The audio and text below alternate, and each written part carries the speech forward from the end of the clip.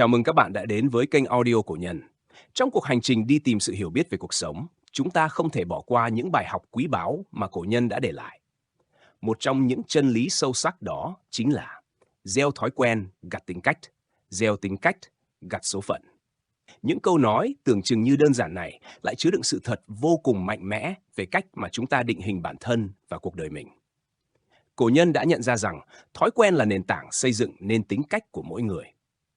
Những hành động lặp lại mỗi ngày không chỉ hình thành thói quen mà còn khắc sâu vào tâm hồn, dần dần tạo nên tính cách của chúng ta. Từ tính cách, chúng ta đối mặt với các lựa chọn, tình huống trong cuộc sống. Và chính những lựa chọn đó dẫn dắt chúng ta đến với số phận. Trong video hôm nay, chúng ta sẽ cùng tìm hiểu sâu hơn về tầm quan trọng của thói quen và tính cách, cũng như cách mà cổ nhân đã nhấn mạnh chúng ảnh hưởng trực tiếp đến cuộc đời của mỗi người. Hãy cùng nhau lắng nghe và suy ngẫm về những lời dạy của người xưa giúp chúng ta định hình tương lai tốt đẹp hơn. Đừng quên nhấn nút đăng ký và thích để không bỏ lỡ những video bổ ích từ kênh audio của Nhân. Bạn đã bao giờ tự hỏi tại sao cùng một xuất phát điểm nhưng cuộc đời mỗi người lại rẽ theo những hướng khác nhau chưa? Câu trả lời nằm ở chính những thói quen nhỏ mà chúng ta tạo dựng mỗi ngày. Có câu nói quen thuộc rằng gieo thói quen, gặt tính cách, gieo tính cách, gặt số phận. Vậy làm thế nào mà những thói quen ấy có thể ảnh hưởng đến cuộc đời chúng ta? Cuộc sống của mỗi người không chỉ là những khoảnh khắc riêng lẻ, mà là tổng hòa của hàng ngàn thói quen nhỏ. Những việc làm thường ngày như dậy sớm, đọc sách hay dành thời gian suy nghĩ về các vấn đề quan trọng đều có sức mạnh định hình tương lai của chúng ta. Bạn biết không, sự khác biệt lớn nhất giữa những người thành công và những người khác không nằm ở tài năng bẩm sinh, mà chính là ở những thói quen mà họ duy trì.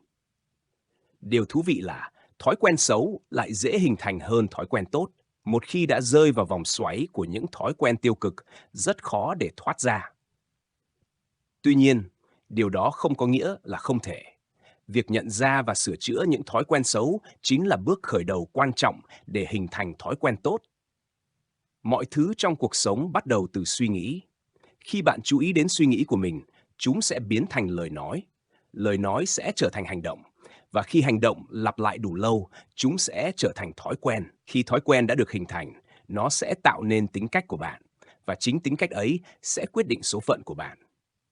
Ví dụ, duy trì thói quen đọc sách mỗi ngày hay không ngừng học hỏi, không chỉ giúp bạn mở mang kiến thức mà còn tạo ra một tính cách kiên trì, nhẫn nại và tư duy sâu sắc.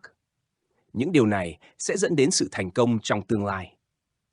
Thói quen là một sức mạnh bền bỉ, có khả năng chi phối cuộc sống của mỗi người. Nếu bạn thường xuyên duy trì thói quen xấu, chúng sẽ kéo bạn xuống và ảnh hưởng tiêu cực đến cuộc sống. Ngược lại, những thói quen tốt giống như dòng nước nhỏ nhưng kiên trì, dần dần thay đổi cuộc đời bạn. Hãy bắt đầu bằng cách liệt kê những thói quen xấu mà bạn muốn thay đổi, từng bước chống lại chúng mỗi ngày. Bạn sẽ thấy sự kiên trì của mình sẽ mang lại những kết quả đáng kinh ngạc. Không ai trở nên tốt chỉ trong một ngày, nhưng khi bạn xây dựng vô số thói quen tốt, bạn sẽ ngày càng tiến bộ và trưởng thành. Thói quen tốt giống như mưa âm thầm nhưng bền bỉ. Từng giọt nước nhỏ cuối cùng có thể xuyên thủng đá. Cuộc sống là chuỗi hành động được lặp đi lặp lại mỗi ngày. Và chính những thói quen đó sẽ quyết định bạn là ai và bạn sẽ đi đến đâu. Hãy xây dựng cho mình những thói quen tốt, bởi chúng sẽ không chỉ giúp bạn hoàn thiện bản thân mà còn là chìa khóa mở ra cánh cửa thành công và hạnh phúc trong cuộc sống. Người xưa có câu, gieo hành động, bạn sẽ gặt thói quen, gieo thói quen, bạn sẽ gặt tính cách, gieo tính cách, bạn sẽ gặt số phận. Câu nói này giống như một lời nhắc nhở nhẹ nhàng nhưng đầy sức mạnh. Cuộc sống của chúng ta chính là kết quả của những điều nhỏ nhặt mà chúng ta lựa chọn làm mỗi ngày. Mỗi hành động, dù lớn hay nhỏ, đều có giá trị riêng, không chỉ là một động tác tức thời mà còn là viên gạch đầu tiên trong việc xây dựng tính cách và số phận của chính bạn. Hãy tưởng tượng mỗi lần bạn dậy sớm để bắt đầu ngày mới, tập thể dục hay đơn giản là dành thời gian đọc sách, bạn không chỉ đang tạo ra những giây phút hữu ích mà còn đang góp phần hình thành thói quen tốt. Những thói quen này sau đó sẽ trở thành một phần của tính cách, giúp bạn đối diện với mọi thử thách trong cuộc sống bằng tinh thần mạnh mẽ và tự tin hơn. Nhưng thực tế là việc duy trì thói quen tốt không dễ dàng. Chúng ta thường dễ bị lôi kéo bởi những điều thoải mái và dễ dàng như lướt mạng xã hội hàng giờ, bỏ qua việc luyện tập hay trì hoãn những kế hoạch quan trọng. Những thói quen xấu dễ dàng hình thành và nhanh chóng kéo chúng ta xuống. Nhưng bạn biết không, thói quen tốt có thể không dễ tạo dựng, nhưng một khi bạn đã làm chủ được chúng, sức mạnh mà chúng mang lại sẽ vượt xa mọi kỳ vọng. Hãy nhìn vào những người thành công xung quanh bạn. Điểm chung của họ không phải là tài năng bẩm sinh, mà chính là sự kiên trì, kỷ luật và những thói quen tích cực. Họ biết rằng để đạt được ước mơ không chỉ cần một vài hành động đột phá, mà còn cần sự đều đặn và kiên nhẫn trong từng bước nhỏ. Những thói quen như dậy sớm, học hỏi liên tục hay luyện tập thể chất không chỉ giúp họ thành công mà còn xây dựng một tính cách kiên định, biết kiểm soát và tự chủ. Nếu một hành động nhỏ được lặp đi lặp lại hàng ngày, liệu nó có thể thay đổi cuộc sống của bạn không? Câu trả lời là có. Một hành động nhỏ như việc ngồi xuống và viết ra những kế hoạch cho ngày hôm đó, nếu được lặp lại mỗi sáng, sẽ dần dần biến bạn thành một người có tổ chức, làm việc có mục tiêu và định hướng rõ ràng. Thói quen nhỏ này sẽ giúp bạn phát triển tính cách chủ động, và tính cách ấy sẽ dẫn dắt bạn đến với thành công. Ngược lại, những thói quen xấu cũng có sức mạnh hủy hoại to lớn. Khi bạn liên tục bỏ qua việc chăm sóc sức khỏe, trì hoãn công việc hay sống thiếu kỷ luật, bạn đang dần xây dựng một tính cách thụ động và thiếu kiểm soát. Kết quả cuối cùng là số phận của bạn sẽ bị ảnh hưởng tiêu cực, đẩy bạn vào những khó khăn và thất bại không mong muốn. Tuy nhiên, điều tuyệt vời là chúng ta luôn có quyền lựa chọn. Bạn có thể bắt đầu bằng cách nhìn lại những hành động hàng ngày của mình, liệt kê ra những thói quen xấu và cam kết thay đổi chúng từng chút một mỗi ngày. Hãy bắt đầu bằng những hành động nhỏ nhưng có ý nghĩa, như dậy sớm hơn 15 phút để tập thể dục, dành ít nhất 30 phút để đọc sách, hay ghi chú lại những mục tiêu mà bạn muốn đạt được. Dần dần, những hành động nhỏ này sẽ biến thành thói quen, và thói quen tốt sẽ tạo nên một phiên bản tốt hơn của chính bạn. Hãy nhớ rằng, tương lai của bạn chính là tổng hợp của những gì bạn làm hôm nay. Nếu bạn gieo hành động tích cực, bạn sẽ gặt được những thói quen tốt. Nếu bạn tiếp tục nuôi dưỡng những thói quen đó, chúng sẽ định hình tính cách của bạn và đưa bạn đến một số phận mà bạn mong muốn. Điều quan trọng không phải là bạn bắt đầu từ đâu, mà là cách bạn duy trì sự kiên trì và nhẫn nại để biến những hành động nhỏ thành những thói quen lớn. Cuộc sống chỉ có một lần để sống, và mỗi chúng ta đều có cơ hội để biến nó trở nên đáng giá. Dù bạn đang đứng ở đâu, hãy tin rằng chỉ cần bạn bắt đầu với những thay đổi nhỏ từ hôm nay, bạn đã đang tiến thêm một bước gần hơn đến với tương lai hạnh phúc và thành công. Hành động hôm nay sẽ quyết định số phận của ngày mai. Hãy bắt đầu xây dựng những thói quen tốt, vì chính chúng sẽ là bước đệm giúp bạn bay cao và vươn xa hơn trên con đường đời. Chúng ta thường nghe nói rằng hành động của mình hôm nay sẽ ảnh hưởng đến tương lai. Và sự thật là cuộc sống không chỉ được quyết định bởi những khoảnh khắc lớn, mà phần nhiều đến từ những hành động nhỏ lặp đi lặp lại mỗi ngày. Khi chúng ta làm điều tốt, ta không chỉ lan tỏa tình yêu thương mà còn gieo mầm cho những điều tốt đẹp trong tương lai. Ngược lại, khi hành động xấu làm tổn thương người khác, chúng ta sẽ phải đối mặt với hậu quả, sự cô lập, khó khăn và đôi khi là những thất bại không mong muốn. Điều quan trọng là mỗi người chúng ta đều có khả năng thay đổi cuộc sống của mình. Hãy nghĩ về Nelson Mandela, một biểu tượng của lòng kiên nhẫn, tình yêu thương và sự quyết tâm không ngừng. Ông không chỉ thay đổi số phận của bản thân, mà còn của cả dân tộc Nam Phi. Mandela dạy chúng ta rằng, chính những thói quen và hành động nhỏ, như sự kiên trì và lòng trắc ẩn, sẽ góp phần tạo nên tính cách và quyết định số phận. Trong cuộc sống, có nhiều người chỉ quan tâm đến bản thân và sẵn sàng làm mọi thứ, dù là sai trái, để đạt được lợi ích riêng. Nhưng cũng có những người chọn cách sống tích cực, không ngừng học hỏi và rèn luyện bản thân. Dù xuất phát điểm thế nào, chúng ta đều có khả năng thay đổi cách sống của mình để trở thành phiên bản tốt hơn. Điều quan trọng trong cuộc đời là nhận thức rằng mọi mối quan hệ, mọi sự gặp gỡ đều có ý nghĩa. Duyên phận có thể đưa chúng ta đến với những con người, những cơ hội, nhưng việc duy trì mối quan hệ ấy, phát triển tình cảm và lòng tin lại phụ thuộc vào hành động và tính cách của chúng ta. Chính thói quen và hành động hàng ngày sẽ quyết định liệu những mối quan hệ này có bền vững hay không. Thói quen là yếu tố không thể thiếu trong cuộc sống của mỗi người. Chúng ta thường lặp lại những hành động khiến mình cảm thấy thoải mái và quen thuộc. Nhưng đôi khi, sự thoải mái đó có thể trở thành rào cản nếu chúng ta không biết điều chỉnh nó theo hướng tích cực. Thói quen xấu như lười biếng và tiêu cực có thể khiến cuộc sống trở nên trì trệ, dẫn đến những thất bại. Ngược lại, người có thói quen làm việc chăm chỉ, tự giác và tích cực sẽ có nhiều cơ hội thành công hơn. Tính cách của con người được hình thành từ thói quen. Nó phản ánh qua cách chúng ta tương tác với người khác và với thế giới xung quanh. Một người tự tin, kiên nhẫn và tôn trọng người khác thường dễ dàng xây dựng mối quan hệ tốt đẹp và gặt hái thành công. Ngược lại, những ai thiếu tự chủ hay nóng vội thường gặp nhiều trở ngại trong cuộc sống. Số phận, ở một khía cạnh nào đó, là kết quả của những quyết định mà chúng ta đưa ra hàng ngày. Những hành động, thói quen và tính cách sẽ quyết định hướng đi của cuộc đời bạn. Điều tuyệt vời là bạn hoàn toàn có thể thay đổi số phận của mình bằng cách xây dựng những thói quen tích cực và định hình tính cách tốt đẹp. Tương lai không phải là một điều gì đó đã được định sẵn, nó phụ thuộc vào cách chúng ta chọn sống mỗi ngày. Ngoài ra, tâm thế và thái độ đối với cuộc sống cũng đóng vai trò quan trọng trong việc định hình số phận. Nếu bạn đối diện với cuộc sống bằng thái độ tích cực, lạc quan, bạn sẽ mở ra cánh cửa cho những cơ hội tốt đẹp. Ngược lại, nếu luôn nghĩ về những điều tiêu cực, lo sợ thất bại, bạn sẽ tự khóa chặt mình trong vòng tròn của khó khăn và thất bại. Mỗi sáng thức dậy, chúng ta đều có cơ hội mới để làm điều gì đó khác biệt. Điều này nhắc nhở rằng mỗi hành động hôm nay sẽ ảnh hưởng đến kết quả ngày mai. Sống chân thật, trung thực với bản thân và những người xung quanh sẽ giúp bạn không bao giờ phải hối hận về sau. Câu nói, gieo hành động, bạn sẽ gặt thói quen. Gieo thói quen, bạn sẽ gặt tính cách. Gieo tính cách, bạn sẽ gặt số phận, là một lời khuyên quý báu. Nhắc nhở chúng ta rằng mọi thứ đều bắt từ những hành động nhỏ.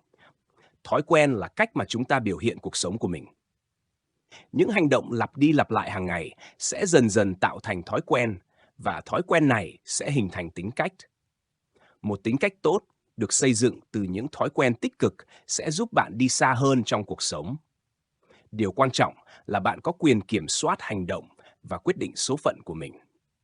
Cuộc đời là một hành trình với vô vàn thử thách và cơ hội. Thành công hay thất bại không chỉ phụ thuộc vào tài năng hay may mắn, mà chủ yếu là ở những nỗ lực hàng ngày, những quyết định và thói quen mà bạn chọn.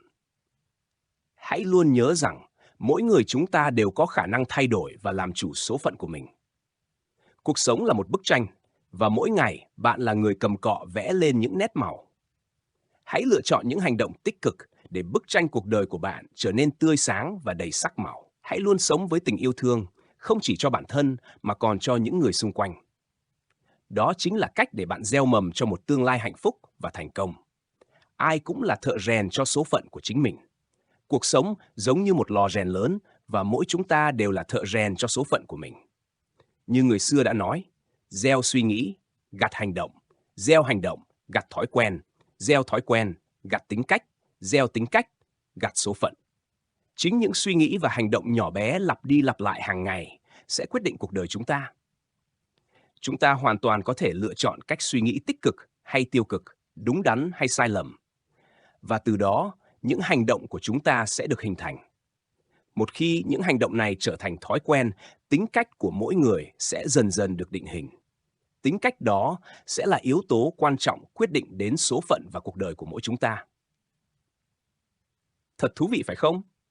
Con người thực chất chính là người thợ rèn cho chính cuộc đời mình. Tuy nhiên, để thực sự làm chủ số phận, bạn cần có bản lĩnh và ý thức tự chịu trách nhiệm. Điều này đòi hỏi chúng ta không chỉ biết đứng lên đối mặt với những thử thách và khó khăn, mà còn biết thừa nhận những sai lầm của bản thân và không đổ lỗi cho hoàn cảnh.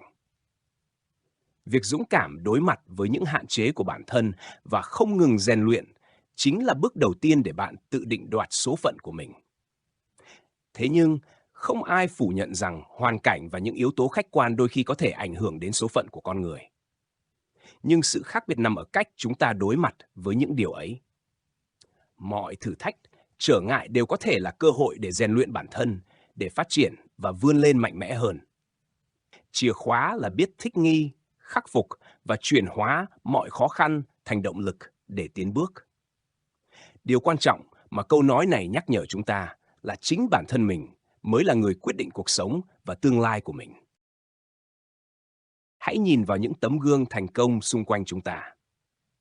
Nelson Mandela, với sự kiên nhẫn, lòng dũng cảm và tình yêu thương, đã thay đổi không chỉ cuộc đời ông mà còn lịch sử của cả một dân tộc. Những người như ông chính là minh chứng cho việc bằng những hành động tích cực và thói quen tốt, con người có thể thay đổi số phận của chính mình và tạo ra những thành quả lớn lao. Mỗi người đều có những xuất phát điểm khác nhau trong cuộc sống. Có người sinh ra trong hoàn cảnh khó khăn, nhưng không có nghĩa rằng họ sẽ mãi chịu đựng sự nghèo khó. Như ai đó từng nói, nếu bạn sinh ra nghèo, đó không phải là lỗi của bạn. Nhưng nếu đến 30 tuổi bạn vẫn nghèo, đó chắc chắn là lỗi của bạn. Chúng ta không thể chọn nơi mình sinh ra, nhưng chúng ta có thể chọn cách mình sống, cách mình phản ứng với hoàn cảnh và nỗ lực vươn lên. Cuộc đời của chúng ta cũng giống như nghề thợ rèn. Một người thợ rèn phải đối mặt với sức nóng, sự kiên trì và đôi khi là thất bại. Nhưng bằng tài năng, kỹ thuật và lòng nhẫn nại, họ mới có thể tạo ra những sản phẩm giá trị, bền bỉ. Cũng như vậy, chúng ta phải trải qua những gian khổ, khó khăn và thử thách để rèn luyện bản thân, để tạo ra số phận mà mình mong muốn. Những người thành công không phải là những người luôn may mắn, mà là những người biết vượt qua khó khăn, không ngừng cố gắng và rèn luyện. Nhiều bạn trẻ hiện nay đã bắt đầu nhận ra tầm quan trọng của việc tự chịu trách nhiệm và phát triển bản thân. Những người chăm chỉ học tập, nỗ lực vượt qua hoàn cảnh thường đạt được thành công và có một cuộc sống hạnh phúc, đầy đủ. Họ chính là những thợ rèn thành công, biết cách tạo ra một số phận tốt đẹp cho chính mình. Những tấm gương như Bác Hổ hay giáo sư Nguyễn Ngọc Ký đã minh chứng rằng, dù gặp nhiều khó khăn, nhưng với sự kiên trì và ý chí, bạn có thể đạt được những điều phi thường. Làm chủ số phận chính là làm chủ cuộc đời.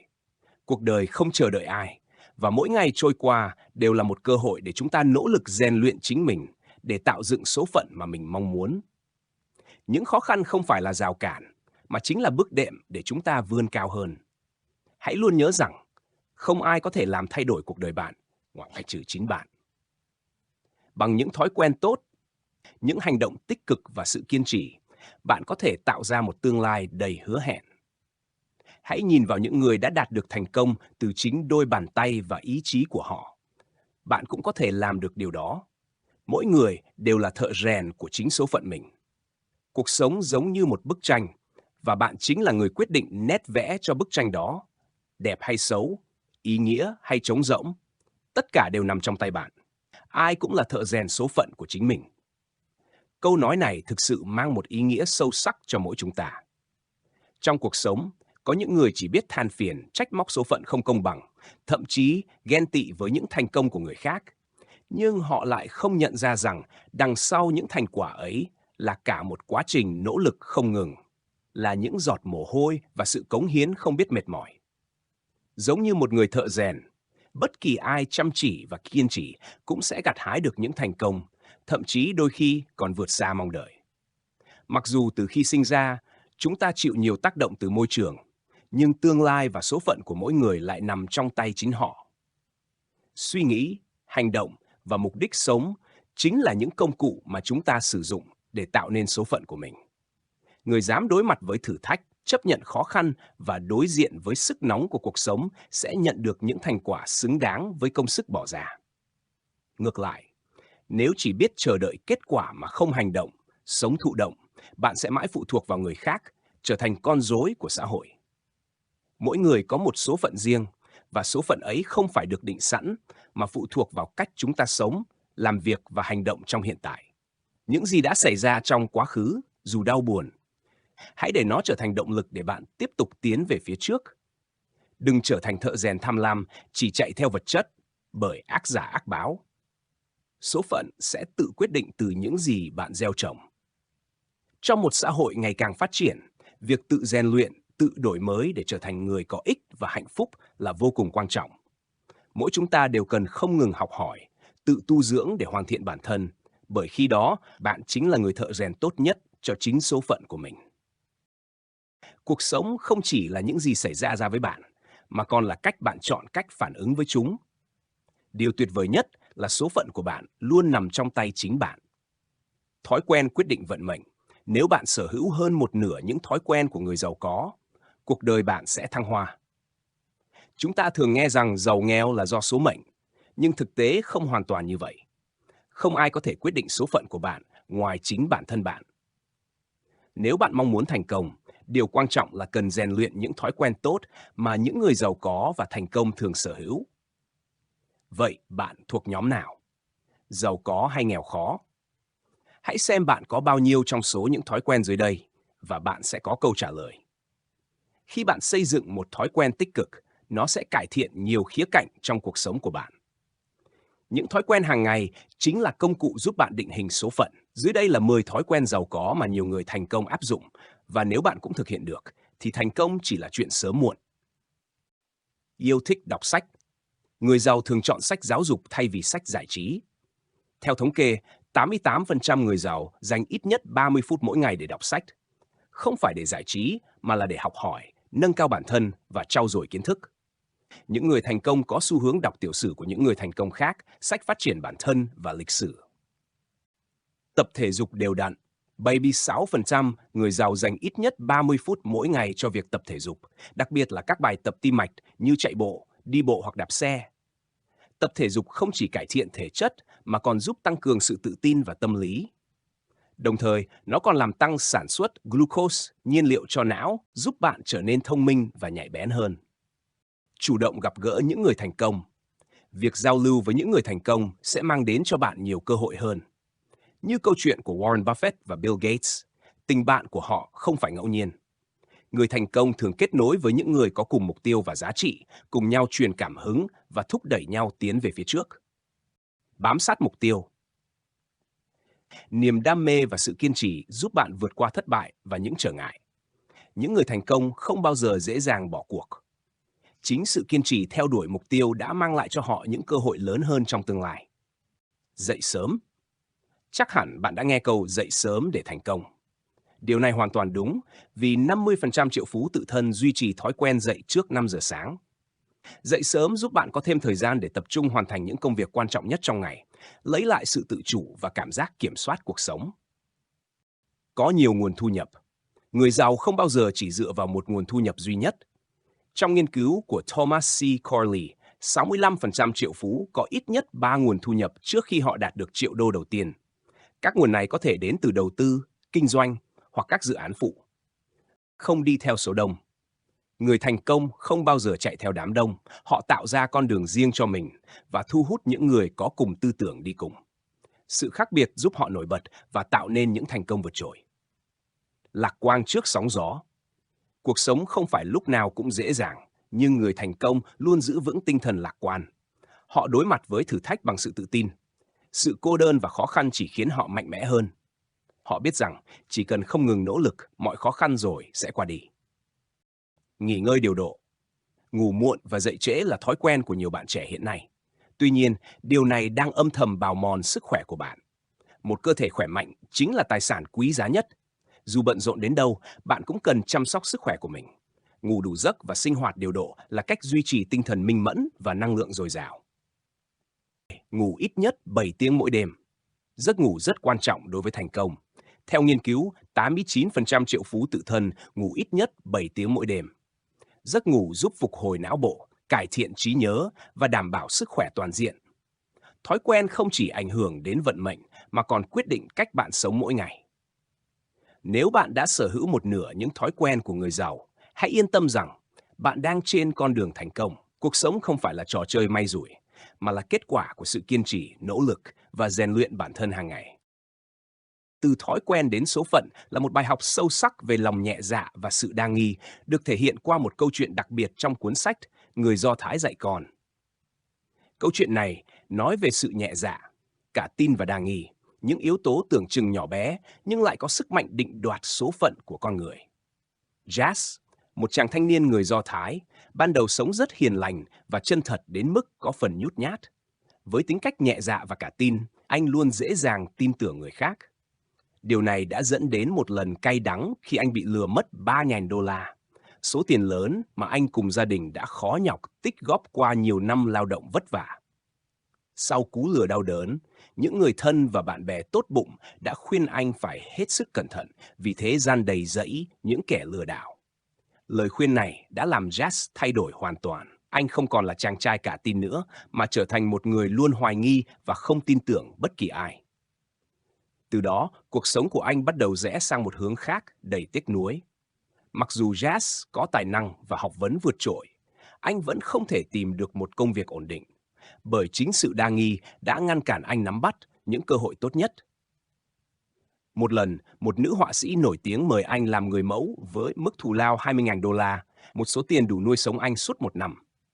Nhưng thay vì xem đây là cơ hội vàng, anh lại nghi ngờ rằng không ai trả nhiều tiền như vậy mà không có ý đồ xấu.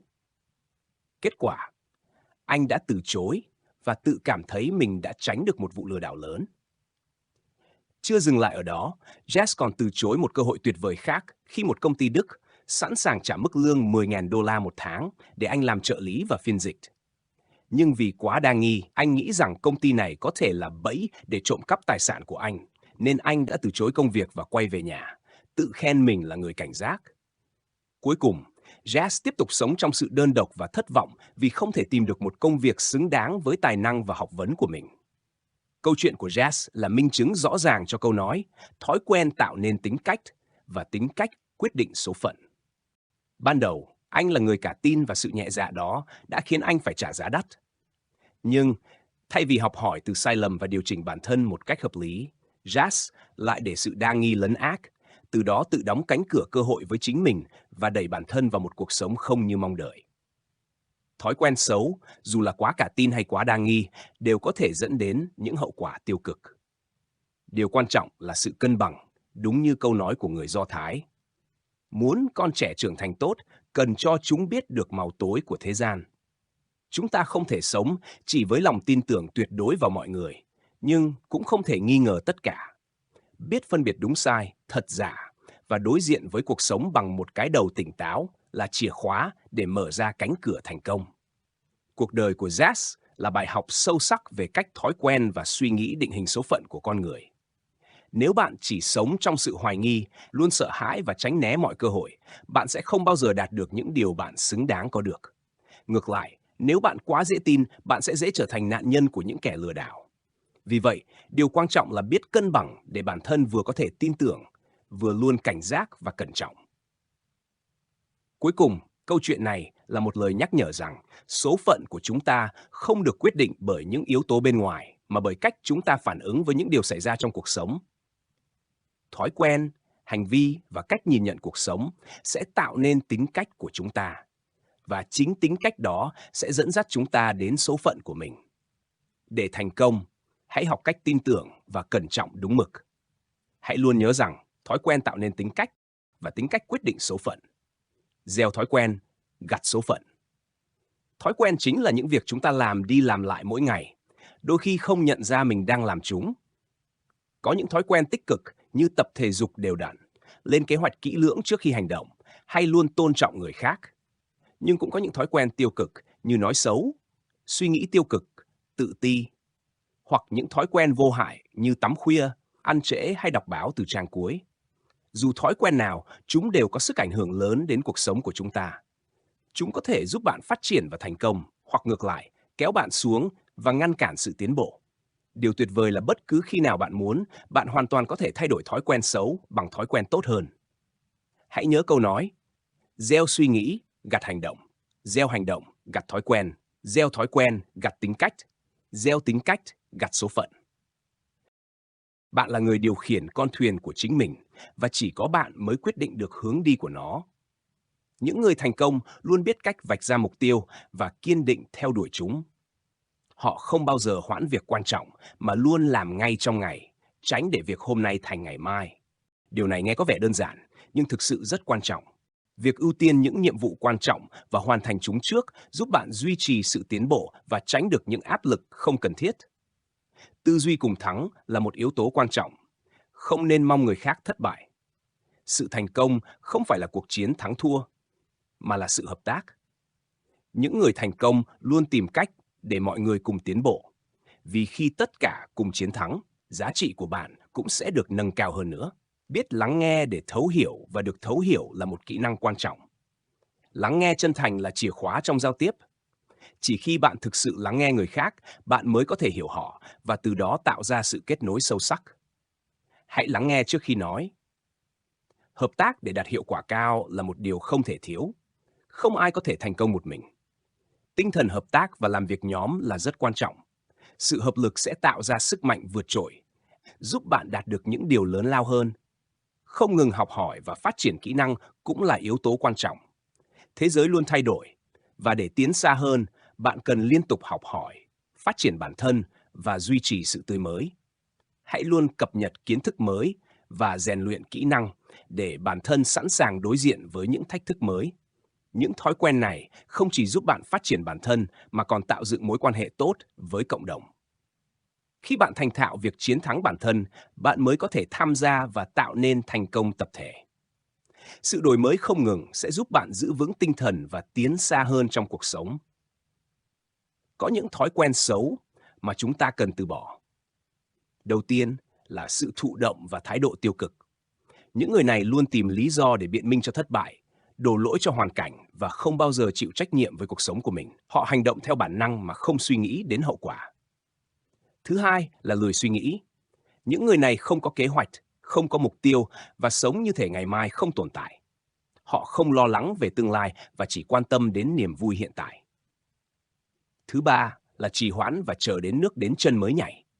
Những việc quan trọng luôn bị đẩy lùi, thời gian dành cho những thú vui tạm thời như chơi game, lướt mạng. Đây là cách sống khiến bạn mãi mãi đứng yên và không bao giờ tiến bộ. Thứ tư là chỉ nghĩ đến thắng thua. Cuộc sống không phải là trò chơi thắng thua, và những người chỉ nghĩ đến việc kéo người khác xuống khi mình thất bại sẽ không bao giờ đạt được sự phát triển thực sự. Thứ năm là nói trước, nghe sau. Những người này thường chỉ muốn bày tỏ quan điểm của mình mà không thực sự lắng nghe người khác. Sự giao tiếp một chiều này không chỉ khiến bạn mất cơ hội hiểu người khác mà còn khiến họ mất đi sự tôn trọng. Thứ sáu là không hợp tác với người khác. Những người không biết hợp tác thường nghĩ rằng mình luôn đúng và không cần ý kiến của người khác. Điều này khiến họ trở nên cô độc và khó tiến xa trong sự nghiệp. Cuối cùng, sống mòn không phát triển bản thân. Những người này không chịu học hỏi và cải thiện bản thân, dẫn đến việc tụt hậu và không phát triển được những tiềm năng vốn có. Chúng ta có thể dễ dàng nhận ra những thói quen này trong chính cuộc sống của mình. Đôi khi chúng ta vẫn nuông chiều bản thân với những thói quen xấu mà không biết rằng chúng đang kìm hãm sự phát triển của mình. Nhưng may mắn thay, thói quen là thứ có thể thay đổi. Chỉ cần bạn có quyết tâm, bạn hoàn toàn có thể thay thế những thói quen xấu bằng những thói quen tốt hơn. Hãy bắt đầu từ hôm nay. Gieo thói quen tốt và bạn sẽ gặt hái được những thành công mà bạn mong đợi. Thói quen quyết định số phận. Thói quen là một phần không thể tách rời trong cuộc sống của mỗi chúng ta. Một khi thói quen đã hình thành, nó trở thành một phần của chính con người bạn, khó mà từ bỏ. Chính vì vậy, hãy chọn cho mình những thói quen tốt, vì một ngày nào đó, chính những thói quen đó sẽ quyết định số phận của bạn theo cách mà bạn không bao giờ lường trước được. Câu chuyện về một nhà truyền giáo Do Thái sẽ minh chứng cho sức mạnh kỳ diệu của thói quen.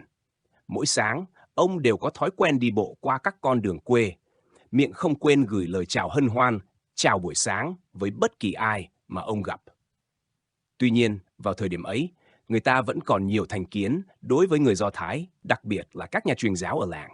Có một người đàn ông tên Miller, người luôn tỏ ra lạnh nhạt và phớt lờ những lời chào của một nhà truyền giáo.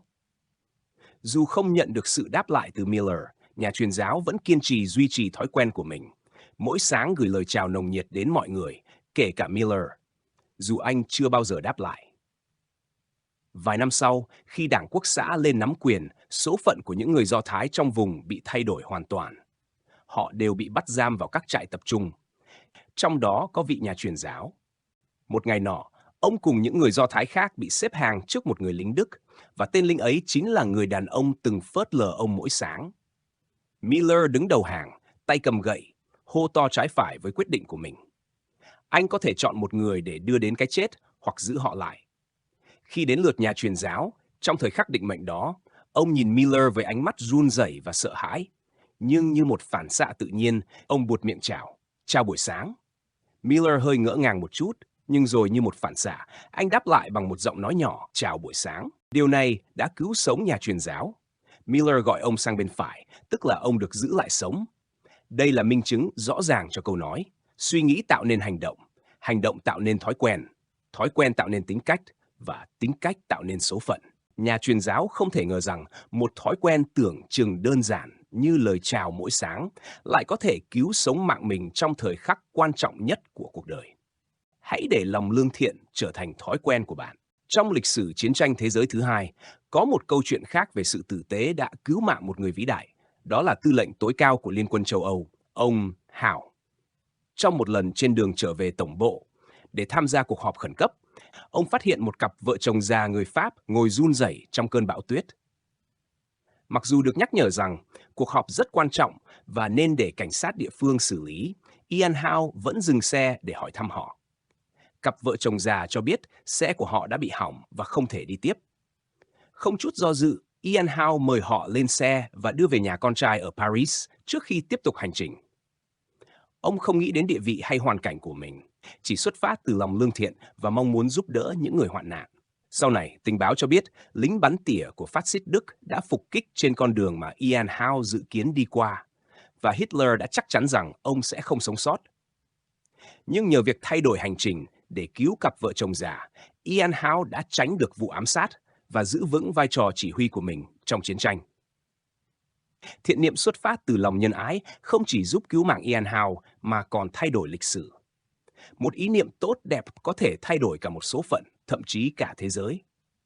Tóm lại, thói quen chính là vũ khí quyền năng quyết định số phận. Chọn những thói quen tốt, những hành động tử tế và giữ chúng như một phần tự nhiên trong cuộc sống. Có những điều chúng ta không thể kiểm soát, nhưng cách chúng ta phản ứng và thói quen mà chúng ta nuôi dưỡng sẽ tạo ra những kết quả không ngờ. Hãy yêu người khác như chính mình, vì những gì ta cho đi hôm nay chính là những gì ta sẽ nhận lại trong tương lai. Thói quen lương thiện, tử tế không chỉ quyết định số phận của bạn, mà còn là món quà quý giá mà chúng ta trao tặng cho thế giới. Dù bạn làm việc ở bất cứ đâu trong lĩnh vực nào, hãy luôn nhớ rằng có những nguyên tắc cơ bản nhưng vô cùng quan trọng mà nếu tuân thủ, chắc chắn bạn sẽ gặt hái được thành công. Công việc không nuôi người nhàn hạ. Tập thể không nuôi những kẻ lười biếng. Trong bất kỳ tổ chức nào, kẻ lười biếng luôn bị bỏ lại phía sau. Một đội ngũ chỉ thành công khi mọi người cùng góp sức. Đừng để mình trở thành gánh nặng. Hãy làm việc chăm chỉ và luôn tìm cách đóng góp giá trị. Đừng chăm chăm kiếm tiền. Trước tiên, hãy học cách để mình trở nên đáng giá. Không phải công việc nào cũng giúp bạn kiếm tiền ngay lập tức, nhưng hãy xem mỗi cơ hội là thời gian để học hỏi và trau dồi kinh nghiệm. Khi bạn trở nên có giá trị, tiền bạc tự nhiên sẽ tìm đến. Không có ngành nào dễ kiếm tiền. Dù bạn làm trong ngành nghề nào, đừng bao giờ nghĩ rằng sẽ dễ dàng thành công. Mọi thành công đều đến từ sự nỗ lực, sự kiên nhẫn và quá trình học hỏi không ngừng. Làm việc ở đâu cũng sẽ gặp khó khăn. Ức chế và áp lực là điều bình thường. Không có công việc nào không gặp khó khăn. Thay vì né tránh hay bỏ cuộc, hãy học cách đối diện và vượt qua. Chỉ khi bạn dám đối đầu với thử thách, bạn mới có thể tiến lên và phát triển. Nếu không kiếm được tiền, hãy tìm kiếm kiến thức. Nếu không có kiến thức, hãy tích lũy kinh nghiệm. Nếu không có kinh nghiệm, hãy thu thập trải nghiệm. Khi bạn sở hữu những yếu tố đó, tiền sẽ tự đến. Mọi hành trình đều bắt đầu từ việc học hỏi. Đừng vội nản lòng nếu thành quả không đến ngay lập tức. Khi bạn đã tích lũy đủ kiến thức, kinh nghiệm và trải nghiệm, cơ hội tài chính sẽ tự mở ra. Thay đổi thái độ của bạn và bạn sẽ thay đổi vị trí của mình trong xã hội. Thái độ tích cực, chủ động và có trách nhiệm sẽ giúp bạn xây dựng được vị thế trong công việc và cuộc sống. Đừng đổ lỗi cho hoàn cảnh hay người khác. Hãy làm chủ chính mình và mọi thành công sẽ từ đó mà ra. Nguyên nhân khiến nhiều người cảm thấy lạc lối trong cuộc sống chính là vì họ nghĩ quá nhiều mà hành động quá ít. Thời gian dành để suy nghĩ về kế hoạch là cần thiết, nhưng đừng để nó thay thế cho hành động. Hãy bắt tay vào làm và sự tiến bộ sẽ đến. Những người thành công luôn hành động quyết đoán thay vì mãi suy nghĩ. Có một câu chuyện nhỏ giúp chúng ta hiểu hơn về những nguyên tắc này. Một cô gái trẻ xinh đẹp đã làm việc trong một công ty suốt 3 năm mà không có bất kỳ cơ hội thăng tiến nào. Trong khi những đồng nghiệp đến sau cô lại được trọng dụng, thăng chức và có nhiều cơ hội phát triển. Cô cảm thấy bất công và quyết định gặp ông chủ để tìm hiểu lý do. Cô hỏi, thưa chủ tịch, tôi có bao giờ đi muộn, về sớm hay vi phạm nội quy công ty không? Ông chủ trả lời, không. Cô hỏi tiếp, vậy là vì công ty có thành kiến với tôi ư? Ông chủ đáp, đương nhiên là không. Cuối cùng, cô hỏi thẳng, tại sao những người ít kinh nghiệm hơn tôi lại được thăng chức, còn tôi thì không? Ông chủ cười và nói, việc của cô lát nữa chúng ta sẽ nói, nhưng bây giờ có một đối tác chuẩn bị đến công ty. Cô hãy gọi và hỏi họ khi nào sẽ đến. Cô liên lạc và trở lại báo cáo rằng đối tác có thể đến vào tuần sau, nhưng không có thêm thông tin chi tiết nào. Ông chủ không nói gì thêm mà gọi Ngọc, một nhân viên đã gia nhập công ty sau cô 1 năm, nhưng đã giữ vị trí quản lý. Ngọc cũng nhận nhiệm vụ giống như cô và sau vài phút, cô quay lại báo cáo rằng đối tác sẽ bay đến vào 3 giờ chiều thứ 6 tuần sau và dự kiến sẽ đến công ty lúc 6 giờ tối với 5 người trong đoàn, trưởng đoàn là giám đốc vật tư. Ngọc đã đề xuất đón họ tại sân bay và sắp xếp khách sạn cho họ nghỉ gần công ty. Vân đứng đó với mặt đỏ bừng vì xấu hổ. Lúc này, cô nhận ra chính sự thiếu tinh thần trách nhiệm và chủ động đã kìm hãm sự phát triển của mình. Thành công không đến từ sự nhàn hạ. Mọi người đều muốn thành công, nhưng không phải ai cũng sẵn sàng nỗ lực để đạt được điều đó. Nhậm Chính Phi, người sáng lập tập đoàn Huawei, từng nói rằng có nhiều người hỏi ông liệu công ty có nghỉ vào thứ Bảy và Chủ nhật không? Và có phải tăng ca không? Ông chỉ cười và mời họ ra khỏi công ty. Thành công không dành cho những người lười biếng, cũng không dành cho những ai chỉ nghĩ đến lợi ích cá nhân. Bạn cần biết rằng tuổi trẻ là tài sản quý giá nhất, và chỉ khi nỗ lực không ngừng, bạn mới có thể biến nó thành giá trị thực sự. Hãy nhớ rằng, khi bạn gặp khó khăn, đó là cơ hội để chứng minh bản thân. Khi bạn đối mặt với thách thức, đó là lúc để khẳng định giá trị của mình. Khi bạn bắt tay vào hành động, tương lai sẽ đến gần hơn. Hy vọng rằng những nguyên tắc vàng này sẽ giúp bạn hình thành tư duy tích cực, trách nhiệm và chủ động trong công việc và cuộc sống. Hãy làm việc với cả tâm huyết và thành công chắc chắn sẽ đến với bạn. Nếu bạn thấy nội dung này hữu ích, đừng quên nhấn nút thích, chia sẻ và đăng ký kênh Audio Cổ Nhân để không bỏ lỡ những video tiếp theo về các triết lý sống, bài học cuộc đời và những giá trị trường tồn. Hãy cùng nhau lan tỏa những giá trị tốt đẹp, giúp cuộc sống trở nên ý nghĩa và tràn đầy hạnh phúc. Xin chào và hẹn gặp lại các bạn trong những video sau.